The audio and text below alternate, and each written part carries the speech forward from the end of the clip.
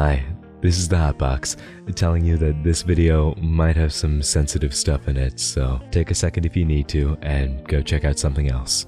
Otherwise, please enjoy the show.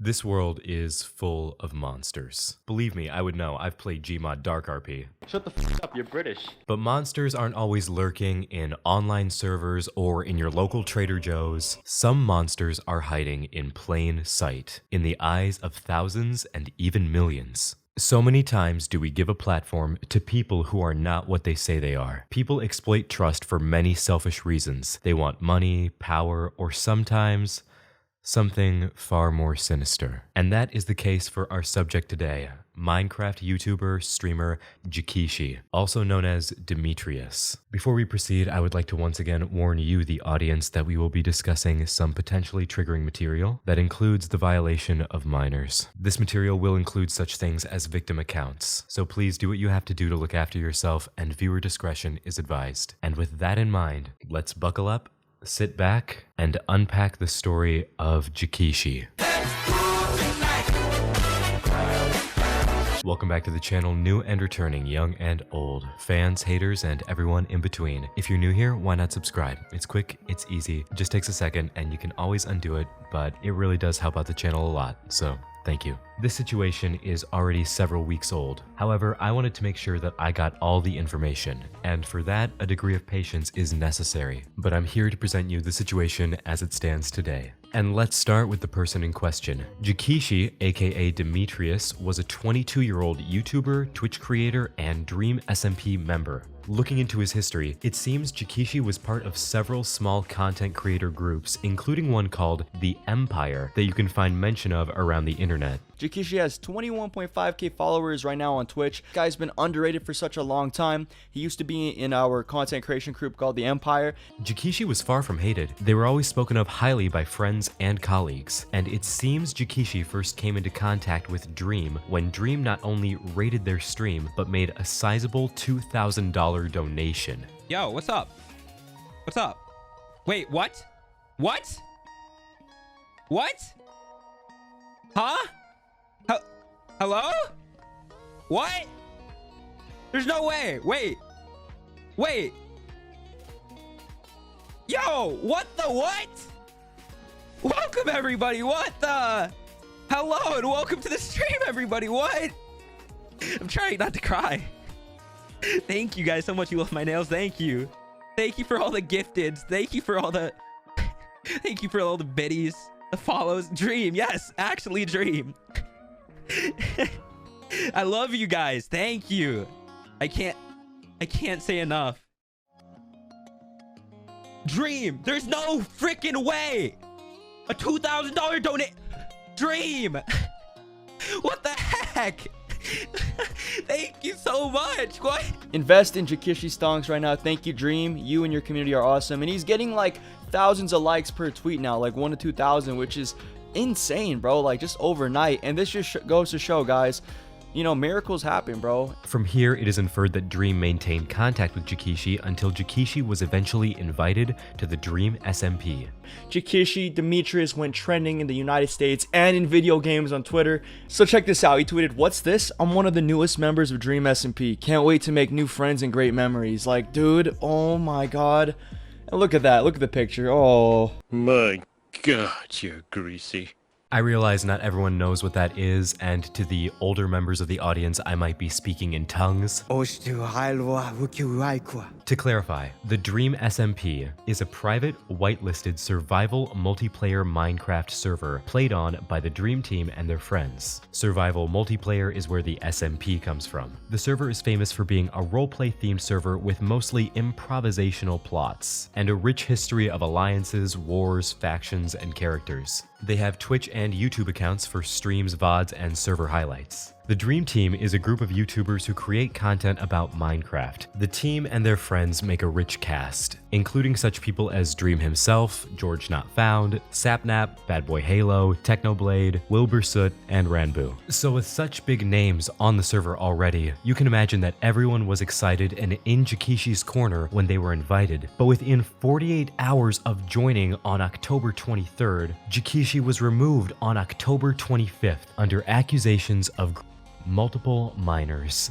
Yes, multiple. Multiple is in fact an understatement. A thread on Twitter that has been cataloging victim experiences puts the count at over 40 current victims. This is something that someone not only got away with for years, but something that hurt an incredible number of people. Dream did take swift action, and Jikishi now stands as the only member of the SMP to be permanently banned. On Twitter, Dream stated, "Removed Demetrius from the SMP for gross accusations that he also confirmed privately were accurate. No questions, no toleration. Disgusted and incredibly disappointed. Will never let things like this stop me from trying to uplift members of the community and smaller content creators. It's part of what makes our community great. So stick together, be there for people who need it, and always be safe online. Love you." It's good that Dream isn't holding this incident against all small content creators, and that he still has hope for the community, but I cannot imagine how awful it must feel to have your trust betrayed in this way. Now, to ascertain the impact of this situation, I want to share with you some of these victims' stories. This is to illustrate the way that this kind of thing leaves scars.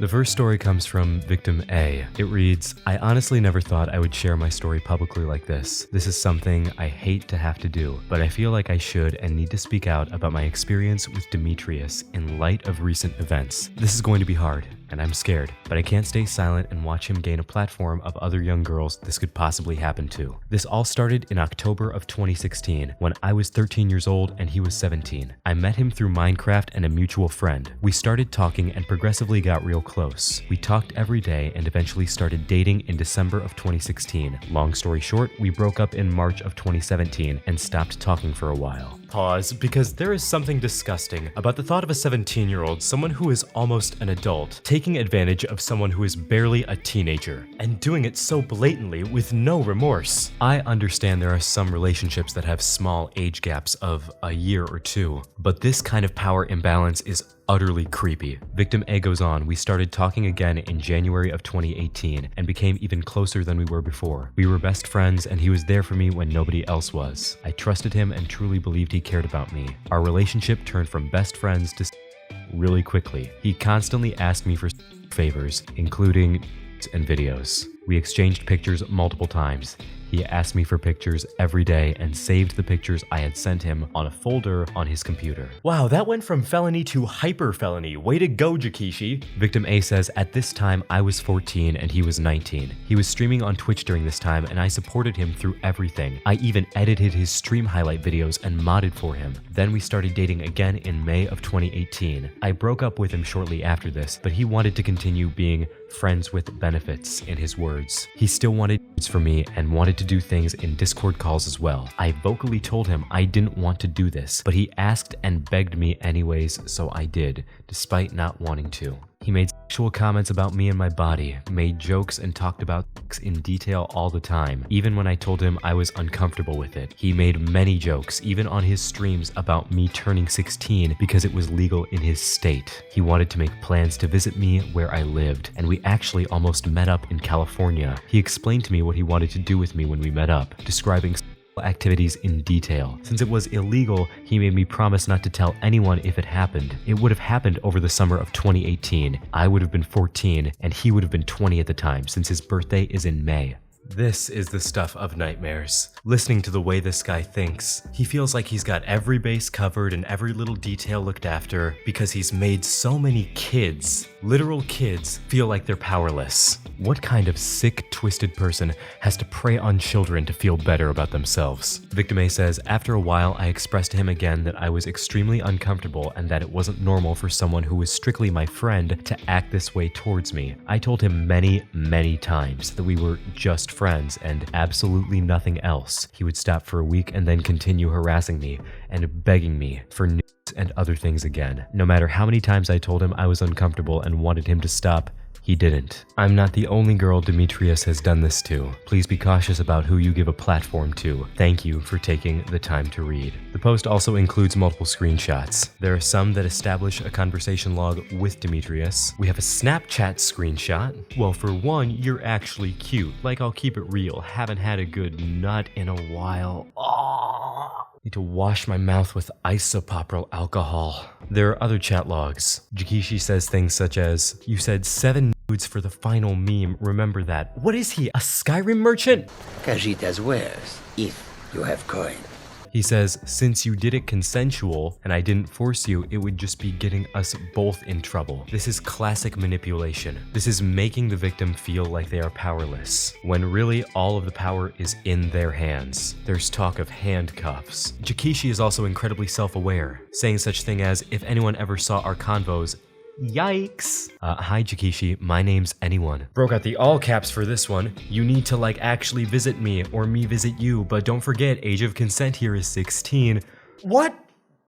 Who says something like that? Who says something like this to a fucking child? There are 0 brain cells at work here. Yikes, how about this? Good one, dude. Jesus Christ. A fucking clown! It's right there! It gets so blatant. Jikishi says, "Send pics." The victim, "You already have some." Jikishi says, "But you said to hit you up," which means more. What makes you think you're entitled to that? This is a person in a position of power. This is a person who has a lot of people depending on them. You would think they would know better than to throw the trust of all of those people away on something like this, on something that they know could jeopardize their entire career and the reputations of those around them. And on top of all that, leave some scars on some very impressionable young people. There's also multiple screenshots to support the claim that Jikishi was making references concerning this particular mod on stream, inappropriate references. Oh, and then there's a nude. Disgusting.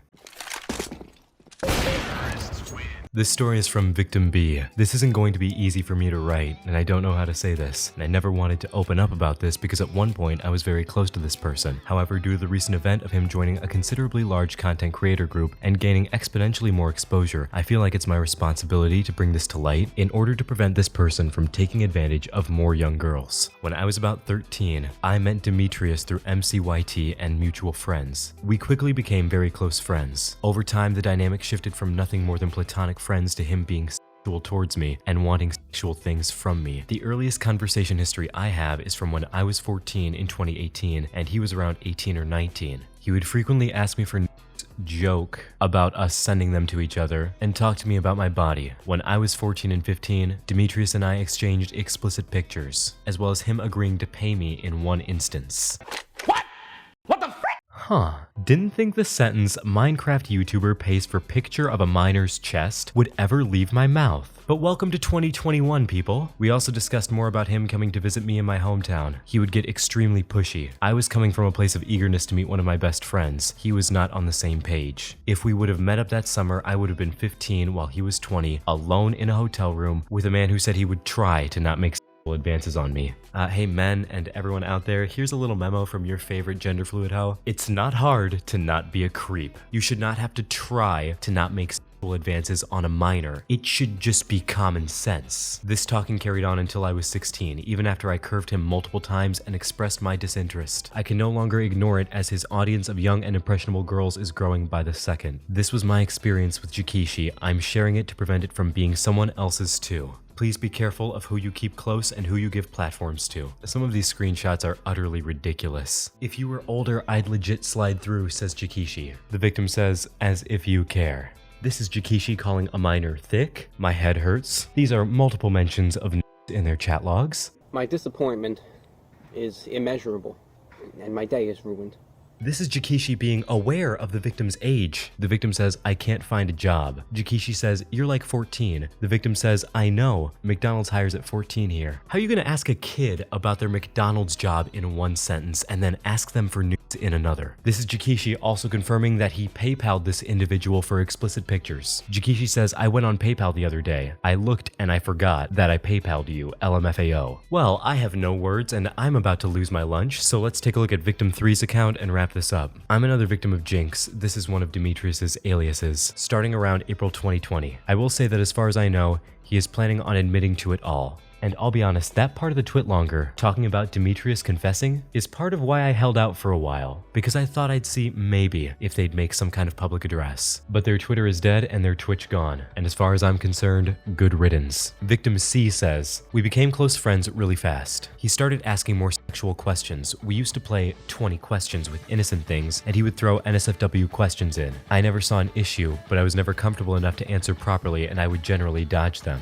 He made a game out of Snapchat and the Your Eyes Only feature. First off, he counted the amount of images and videos he had in there. I remember the number being somewhere in the 200s, although that isn't super relevant. He got me to pick a number, and from that point on, it was used as a form of blackmail. Not sure if that's quite the right word. If I was doing something he didn't want me to do, or if he wanted me to do something, he would say the number, and I would generally end up doing/not doing it. The threat was essentially, do what I say, or I'll send you the image/video that corresponds with the number. As you can imagine, considering they were saved privately on Snapchat, almost all were very in nature. Overall, I believe he sent 5 to 10 of them, one of which was a video that was very graphic. I hope everyone is doing okay with all this coming to light, and if you aren't, then please talk to people about it. Your mental health is so important, and take a break/step back if you need to." There are screenshots to corroborate. Here's them talking about the number. 93, says Victim C. "Try again next time," says Jikishi. Victim C. "Literally only the number has changed. The threat is still basically the same." This is Victim C confronting Jikishi. "I know you don't like talking about it, but I need something from you. I need some kind of admittance, like you acknowledging what you did. I think I need the ability to go public at any time if I hear you've done anything like that again. I have some things, probably enough, but I think it would do a lot for my ability to trust you if I had some form of you admitting to what happened, just to set my mind at ease and convince me more that you are never going to do it again." This is Jikishi acting like he's willing to consent to this, and we all know how that turned out. One of Jikishi's last messages: "I'm not proud of my past, and I genuinely hope this can be my future, and I'm just grateful that you're at least giving me that chance." Jikishi, you were given chance after chance after chance after chance. It's just that not all of them came in the form of minors that you could exploit. You were blessed with the kind of success that many people will not even see in their lifetime, and you threw it all away for personal desires. I would also like to make a brief note that this situation had additional fallout, as in the aftermath, there was an account falsely accusing another SMP member, Bad Boy Halo, of similar things. However, this was later proven to be a joke, quote-unquote, by the account themselves. However, this sick joke, quote-unquote, caused the actual victims of Jikishi to receive harassment, making several people delete their accounts. People's trauma is never a joke. There is no excuse for people who propagate this kind of behavior towards victims in this situation or any other. I have nothing but respect and admiration for the bravery of these victims. And I'd also like to take a moment to say that if you're going through something like this, or if you have experience with something like this, and if nobody's told you this today, you're doing great and you are loved. You have so much to be proud of yourself for, and please do everything that you need to heal. The story of Jikishi is a cautionary tale. It shows that it's not always the monster that hides under your bed. Sometimes it's the monster that knocks on your front door, that you let in so easily that you forget is a threat in the first place. So I urge all of you, keep an eye out for Demetrius, don't let him come back. Support victims that you know in real life. If you are experiencing something like this or know someone experiencing something like this, speak up, encourage people, reassure people that you know, remind them that they have the power, and most importantly, be safe on the internet. I know it's a cool age and we all want to be connected, but be careful of the connections that you make, and be careful who you put on a pedestal. And with that, that's everything I have for you. So thank you for watching. If you enjoyed, please leave a like and share the video around, spread the word. Whenever you're watching this, I hope you have a good rest of your day and an even better tomorrow. I love you. And before you say it back, look in the mirror and say it to yourself. And I will see you in the next episode of whatever I make. And until next time, this has been the Hotbox. Bye.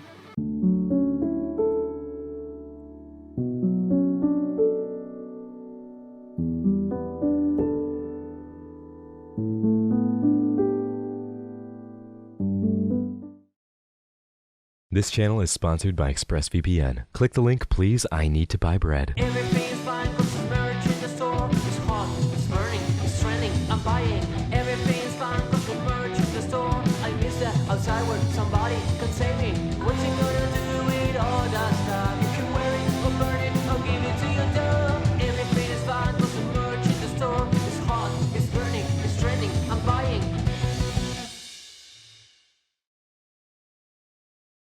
I am going fucking nowhere. I just swallowed so much water. Let's do this. This is the victim confronting Jikishi about these. Fuck my mouth. Let's groove tonight.